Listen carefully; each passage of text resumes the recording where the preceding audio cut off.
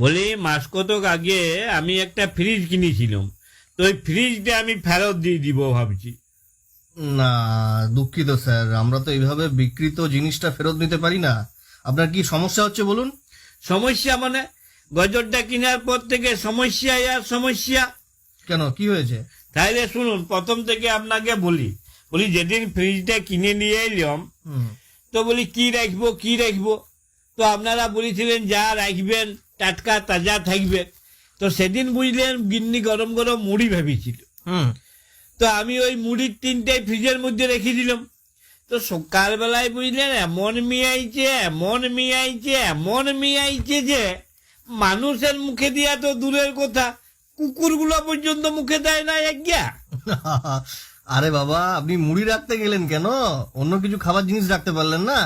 রেখেছিলাম, বিস্কুটের ডিব্বাটাও রেখেছিলাম। ইস, বিস্কুট গুলো আবার রাখতে গেলেন কেন? ওটা তো নিশ্চয় নরম হয়ে যাবে। আর নরম পাতলা পাতলা পায়খানার মতন এমন ল্যাটপেটা হয়ে গেছিল একগা।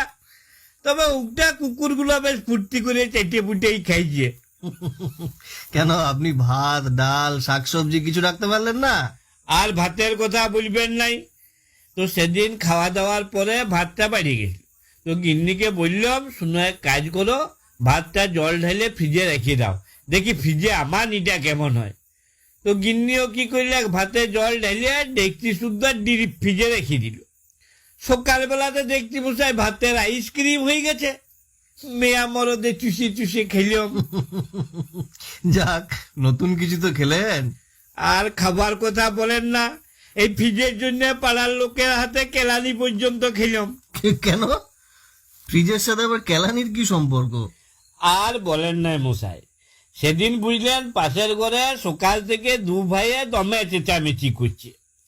তো আমি অনেকক্ষণ ধরে শুনিয়ে আর থাকতে লাগলাম। দিয়ে ওদিকে যে পরে বলি শোন, তোরা এত মুখে মুখে না চেঁচাইয়ে ফাটাফাটি গুতাগুতি লাঠালাঠি যা পারবি কর। যত বরফ লাগবে আমি দিব, তোরা ঘষবি। আমি নতুন ফ্রিজ কিনেছি, বরফের অভাব হবে না। তো তাহা মশাই নিজেদের গন্ডগোল তো থেমে গেলে, যে দু ভাইয়ে মিলে আমাকে একদম কাতলা পাড়া করে দিলে। ইস, আরে এসব ঝুট ঝামেলার মধ্যে আপনার থাকার কি দরকার ছিল? তবে আপনাদের এই ফ্রিজটার বুঝলেন আমার ছোট খোকার মতন পেচ্ছাবের দোষ আছে। মানে? আর বলবেন নাই, ওই যে সেদিন রাত্রে বেলায় দমে জল ঝড় বৃষ্টি হইল, যে সারা রাত কারেন্ট ছিল নাই। হ্যাঁ হ্যাঁ হ্যাঁ। তো ভোরবেলায় আমার ঘুমটা ভেঙে গেলে, তো উঠে দেখছি মেজাটা জল সব করছে।